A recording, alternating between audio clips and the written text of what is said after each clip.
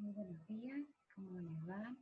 Bueno, estamos llegando ya al final de esta serie de la primera unidad de lo que es macromoléculas.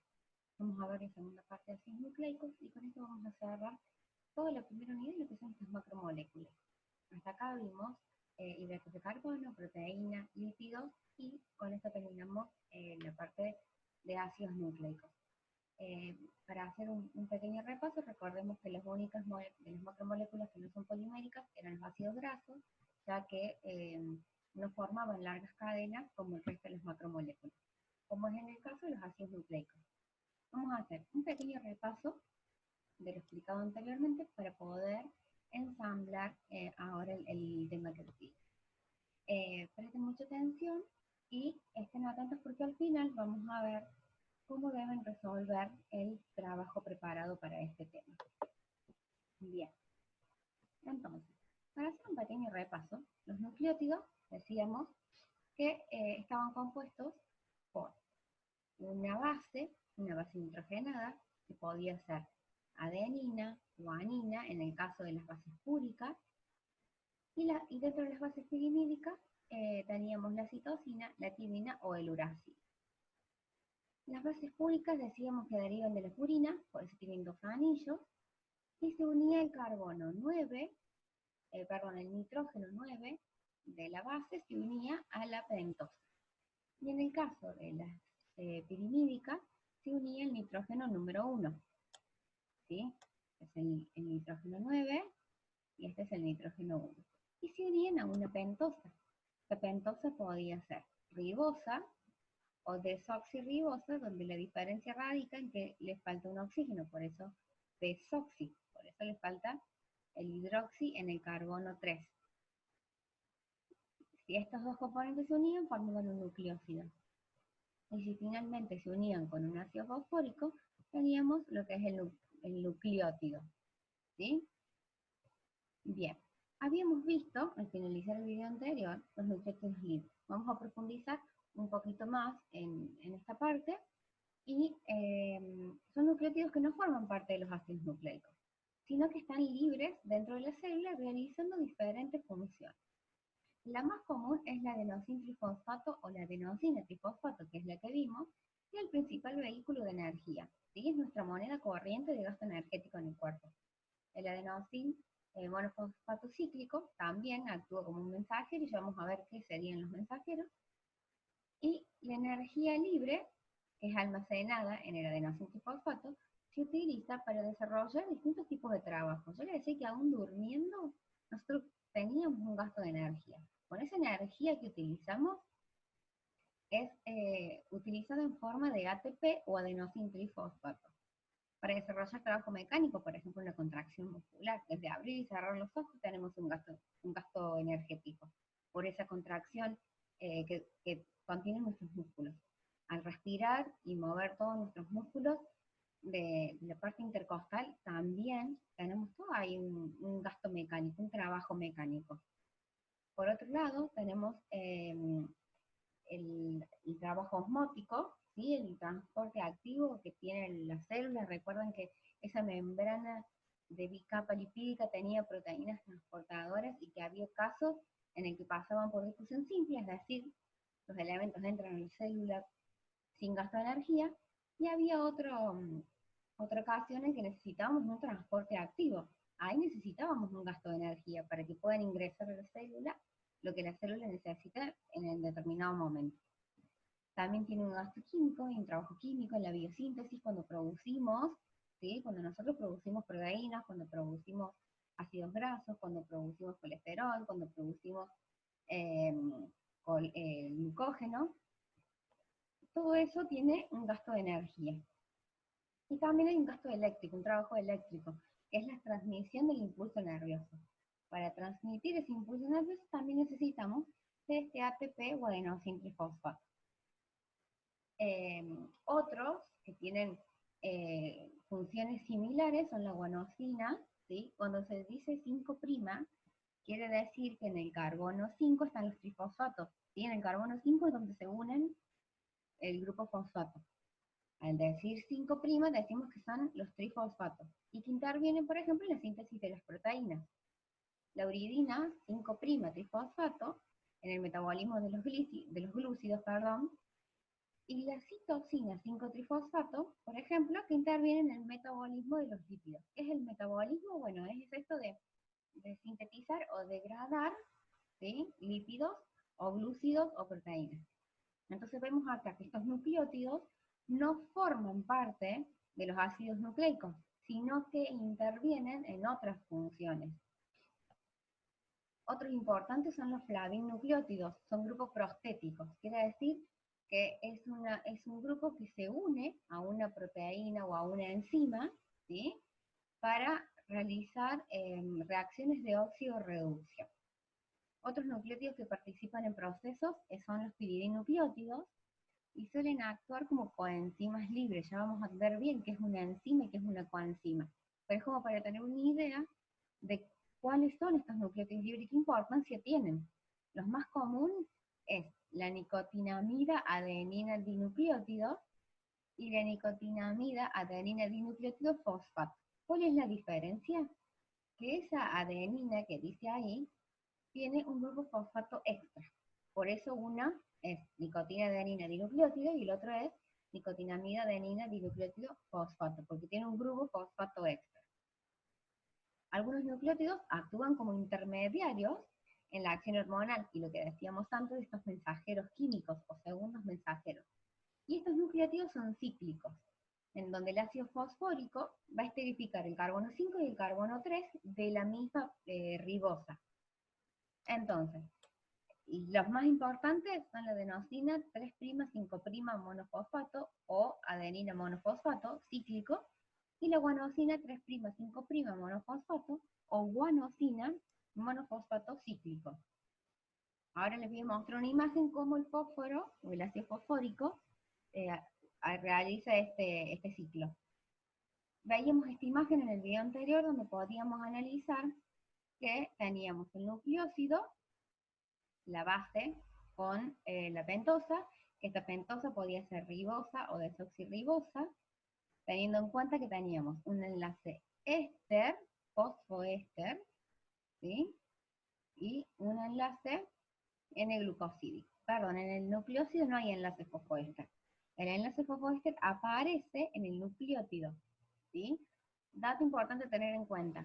El enlace glucosídico se da entre la base nitrogenada y la pentosa. En el nucleósido es el único enlace que hay. Cuando transformamos a nucleótido, aparece el enlace fosfoéster. Ojo ahí, no es fosfodiéster. Es fosfoéster para formar un nucleótido. Después, la unión de varios nucleótidos, vamos a utilizar el enlace fosfodiéster y ya vamos a ver por qué. Y este nucleótido no se llama monofosfato porque tiene uno solo. Pero si a este nucleótido monofosfato se le adjunta otro fosfato o otro grupo fosfórico, tenemos un nucleótido difosfórico o difosfatado o difosforado. Y lo mismo pasa cuando se almacenan tres. Estos enlaces que contienen los grupos fosfato son enlaces de muy alta energía. Y es la energía que nombrábamos recién que utiliza nuestro organismo. Entonces, en este caso es el ATP o adenina trifosfato. Y tenemos la adenina, la ribosa y los grupos fosfato, ¿sí? Es importante identificar que los nucleótidos libres no forman parte de ácidos nucleicos, están libres, por eso tienen más de un grupo fosfato. Y vemos acá un ejemplo de un nucleótido cíclico. Acá tendríamos la adenina, ¿sí?, la base adenina, tenemos la ribosa, y el ácido fosfórico, que está en el carbono 5, se une también al carbono 3. Entonces me forma un cíclico, y es lo que nombramos adenosina, por la adenina. Monofosfato, porque hay un solo fósforo, cíclico, porque esto me forma un ciclo, me hace una molécula cerrada. ¿Sí? Bien. Entonces, repasamos una vez más. Una base nitrogenada más una pentosa se forma un nucleósido. Esa pentosa puede ser ribosa o desoxirribosa. Si ese nucleósido lo juntamos con un ácido fosfórico, obtenemos un nucleótido. Y este nucleótido es la mínima unidad de los ácidos nucleicos, o monómero de estas moléculas poliméricas. ¿Bien? Vamos a repasar entonces cuáles son los carbonos y los nitrógenos importantes en cada nucleótido. Volvemos a los nucleótidos que forman parte de los ácidos nucleicos. Entonces, para tener en cuenta, carbonos importantes, el carbono 1 de la pentosa. Vamos a hacer una aclaración. En la pentosa vamos a nombrar los carbonos con este simbolito que significa prima. 5', 3', 1'. ¿Por qué le ponemos esta diferenciación a los carbonos presentes en la pentosa? Es para simplemente no equivocarnos con los carbonos que presentan las bases nitrogenadas. Entonces, el carbono 1' de la pentosa es el que se une al nitrógeno, sea el nitrógeno 9 de una base púrica o el nitrógeno 1 de una base pirimídica. El carbono 3 va a ser muy importante porque este carbono se va a unir a otro nucleótido. Y el otro carbono importante es el carbono 5, porque es el que se une al grupo fosfato y el que se puede unir a otro carbono 3 de otro nucleótido. Ahora vamos a ver bien cómo se une. Fíjense, la reacción es una reacción de condensación. Como venimos hablando, es como si fuera una deshidratación, una pérdida de molécula de agua.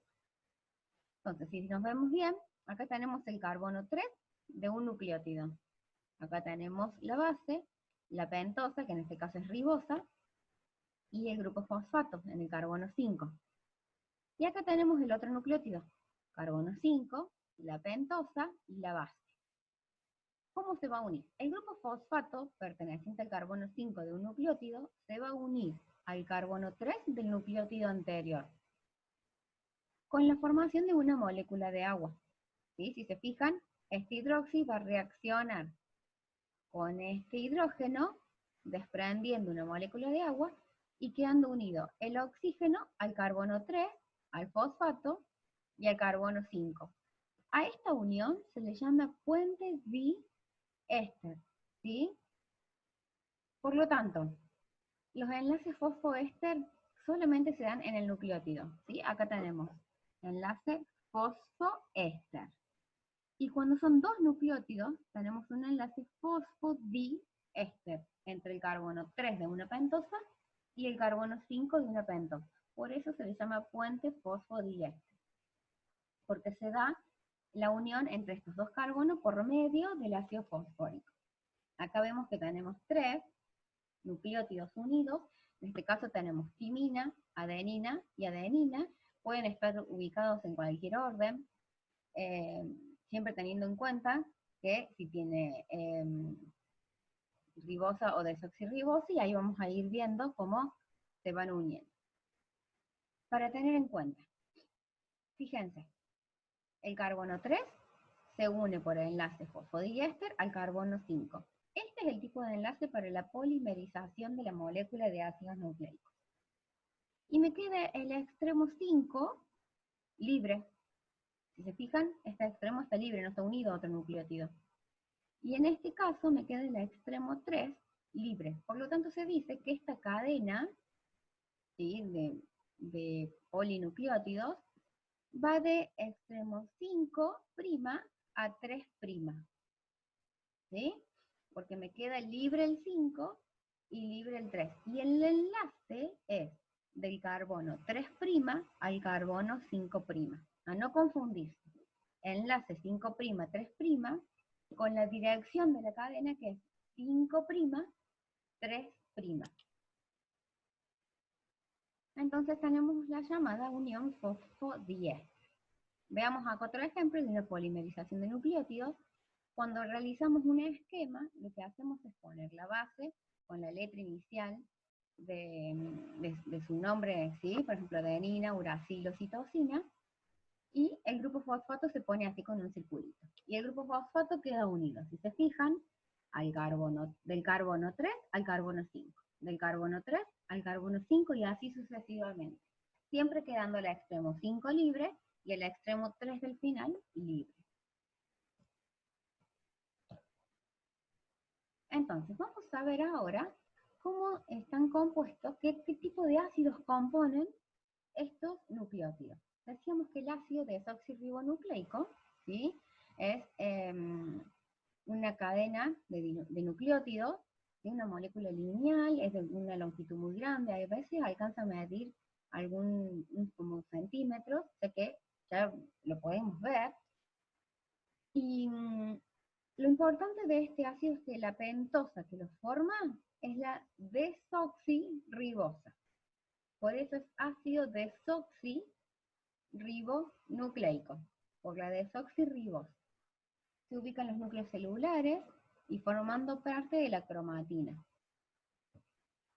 Son polinucleótidos compuestos, como les dije recién, por desoxirribonucleótidos, porque tienen desoxirribosa, de adenina, guanina, citosina y timina. Esta es la principal diferencia que tienen los ácidos nucleicos de los nucleótidos, ¿sí? ¿Por qué? Porque los nucleótidos pueden tener ribosa o desoxirribosa. Dependiendo de qué pentosa tenga, va a ser el ácido que me forme. En este caso, el desoxirribonucleico es por la desoxirribosa. Es un compuesto bicatenario, se le llama porque está conformado por dos cadenas de polinucleótidos en forma de doble hélice. Estas dos cadenas son antiparalelas y complementarias. Este, chicos, se lo tienen que saber de memoria.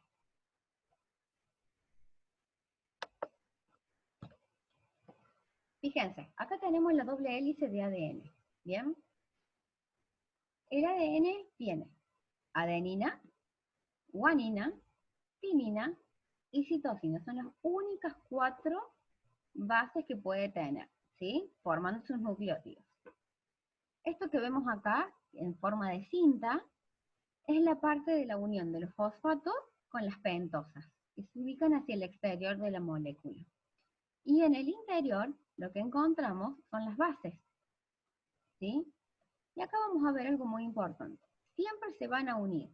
Fíjense, en el celeste tenemos citosina con guanina.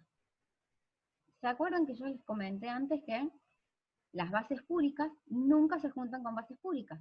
Y las bases pirimídicas nunca se juntan con bases pirimídicas. Por lo tanto, la guanina es una base púrica, se junta con citosina, que es una base pirimídica. Y por otro lado podemos ver como la timina, que está en color verde, se junta con la adenina, que se encuentra en color rojo. Entonces acá tenemos otra base púrica con base pirimídica.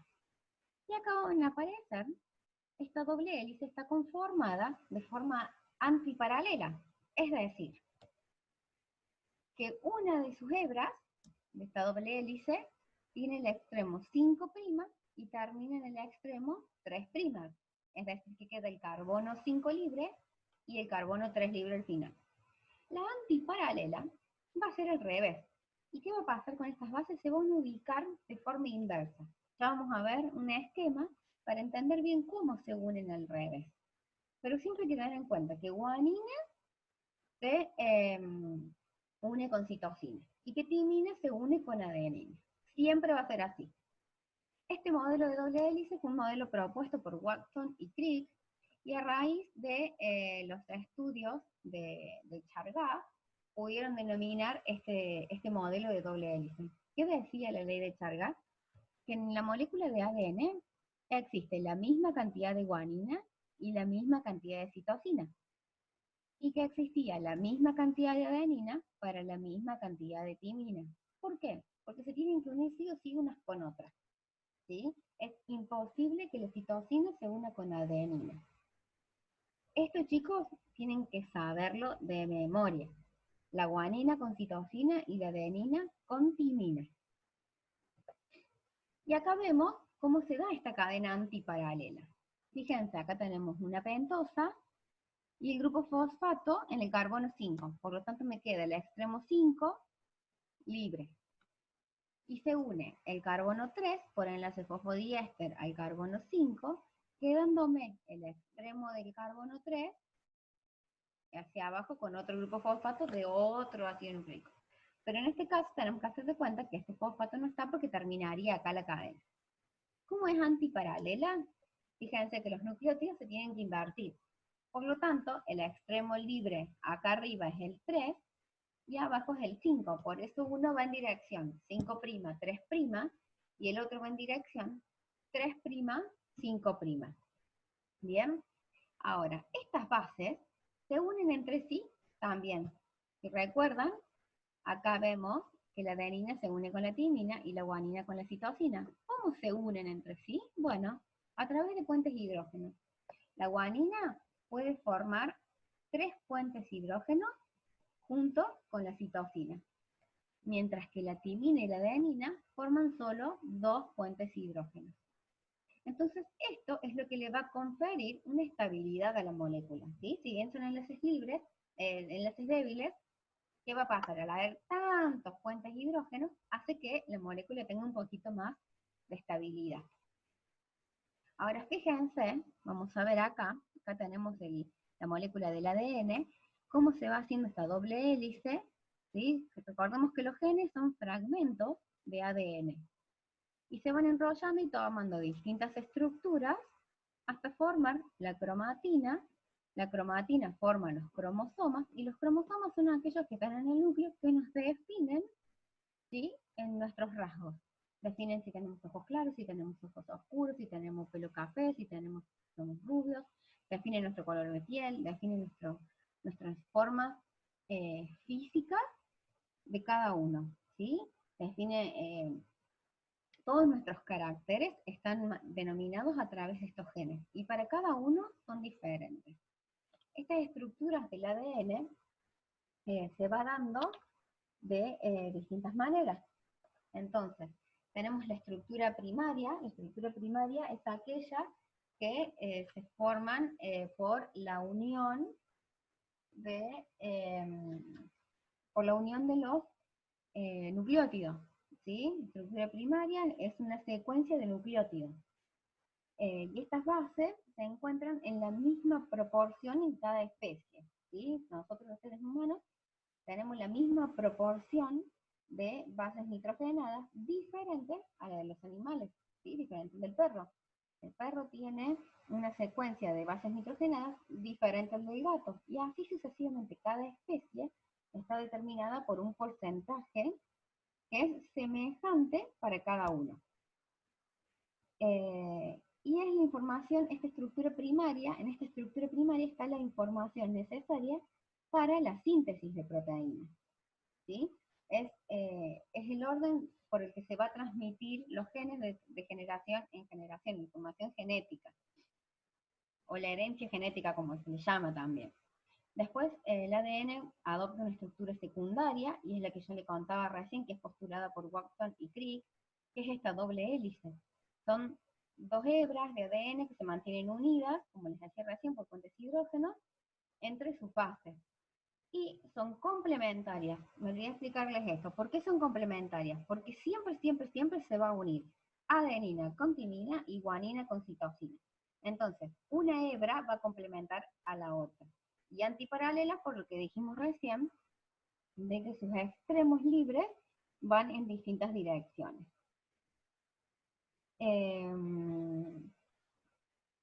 Bueno, después tenemos una estructura. Esta estructura secundaria se puede desnaturalizar, ¿sí? Se puede desarmar, y este es un proceso que está controlado por nuestro organismo, un proceso para poder formar después ARN mensajero, y que ese ARN mensajero pueda ir a sintetizar proteínas. Ya vamos a ver bien los ARN por otra parte. Y son procesos reversibles, ¿sí? Se puede después renaturalizar nuevamente.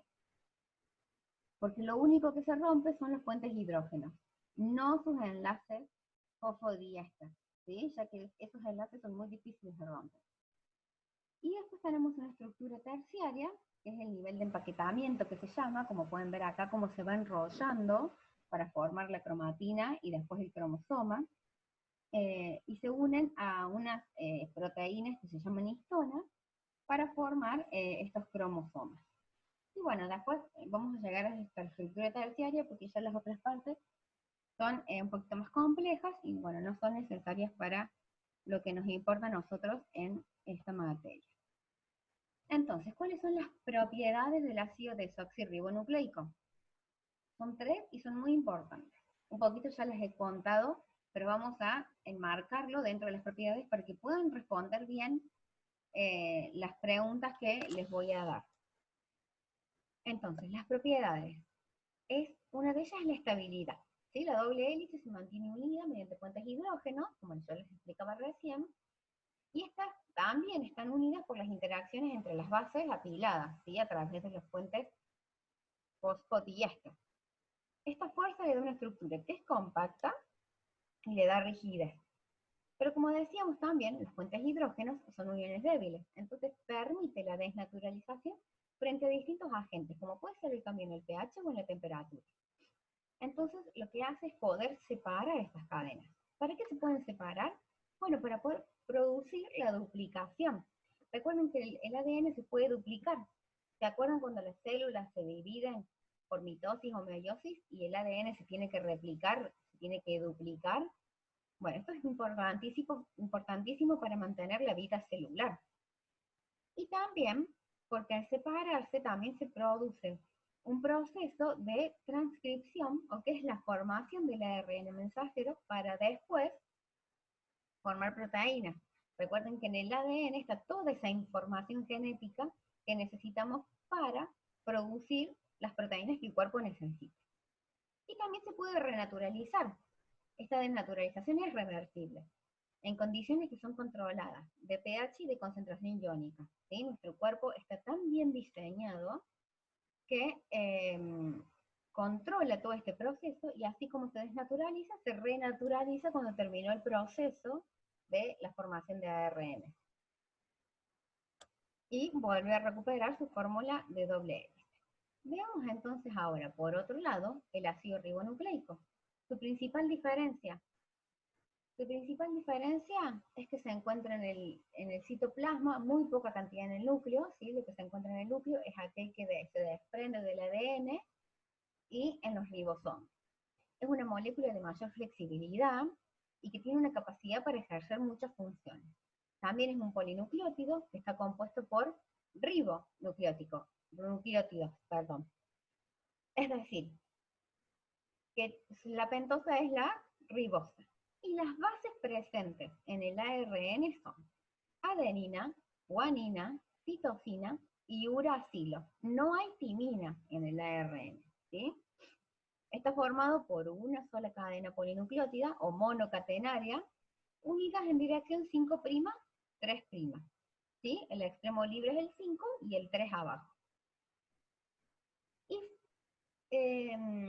acá vamos a tener en cuenta dos conceptos importantes. Uno es la transcripción, que es el proceso de formación de ARN mensajero a partir del ADN. Cuando esa cadena de ADN, con esa doble hélice puede desdoblarse, podemos obtener ARN mensajero, que al salir del núcleo y entrar en el citoplasma, va a llevar la codificación genética para la formación de proteínas.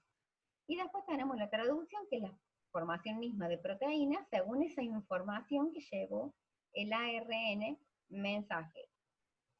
Y acá tenemos un esquema del ARN mensajero, como decíamos, las bases son 4 también, citosina, guanina, adenina y uracilo. Y lo mismo que en el anterior, acá en la parte de la cinta, es en donde estarían las pentosas y los grupos fosfatos, y aquí tenemos las bases ubicadas. ¿Qué hay que tener en cuenta en el ARN? En el ARN existen lo que se llaman codones. Un codón es un triplete de bases. ¿Y qué es un triplete de bases? Bueno, son 3 bases seguidas. Fíjense, acá tenemos 1, 2, 3. Por lo tanto, a esto se le llama triplete. Por lo tanto, ese triplete es un codón.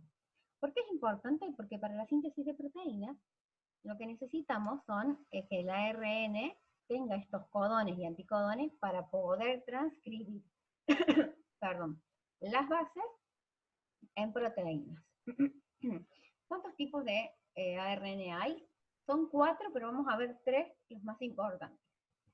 El ARN mensajero se encuentra en el núcleo y en el citoplasma, se sintetiza sobre un molde de ADN en el proceso de transcripción, esto es lo que ya veníamos hablando. los ARN mensajeros procesados son modificados en sus extremos, ¿sí? ¿Se acuerdan que terminaba en el extremo 5 y el extremo 3 abajo? En el extremo 5 se va a unir un 7-metilguanosina trifosfato. Este nucleótido que está metilado sirve como un marcador para poder reconocer el ARN mensajero en este proceso de traducción o de síntesis de proteínas. Y también contribuye a la estabilidad del ARN mensajero. Y en el extremo 3 se fija un polímero que tiene más o menos entre 100 a 250 unidades de ácido adenílico o de adenina monofosfato llamada poli-A. Y esta cola de poli-A es lo que le va a otorgar la estabilidad al ARN mensajero. Fíjense, tenemos el ADN por una replicación se abren sus hebras y por transcripción se transforma en ARN mensajero. Sus siglas en inglés es RNA. Y por el proceso de traducción obtenemos las proteínas. El proceso de traducción también está conformado por el ARN de transferencia, que es el que vamos a ver ahora. Este ARN de transferencia se ubica en el citoplasma. Participa en la síntesis de proteínas, transportando los aminoácidos libres desde el citosol hasta el lugar de ensamble. Actúa como una molécula adaptadora que asegura que cada aminoácido se adapte en el lugar correcto para formar una determinada proteína que ya viene codificada en el ARN mensajero. En estas moléculas es muy frecuente que aparezcan nucleócidos, ojo ahí, son nucleócidos, distintos de la adenina, de la guanina y del uracilo, ¿sí? Y de la citosina. Y también aparecen derivados metilados, como el que vimos en el ARN mensajero, que era un metilado de la guanosina. Bueno, en este caso también pueden aparecer estos derivados metilados. Vemos acá el dibujo de lo que es el ARN de transferencia. Aquí es en donde se van a unir los aminoácidos, ¿sí? Perdón que se me fue. Y el ARN mensajero tiene partes de doble hélice, ¿sí? Si se fijan, hay 4 secciones de doble hélice, y acá es en donde está el anticodón, o el que va a tomar las 3 bases que están en el ARN mensajero. ¿Sí? ¿Se acuerdan que yo les decía que cada codón está compuesto por 3 bases? Bueno, estas 3 bases van a codificarse en el ARN de transferencia para formar acá el aminoácido correspondiente a tal proteína. ¿Se acuerdan que existían aminoácidos esenciales?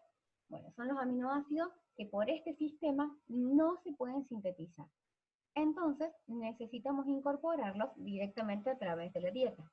Si se acuerdan, eran 8 los aminoácidos esenciales que no se encuentran en nuestro cuerpo de esta manera, no los podemos sintetizar de esta forma.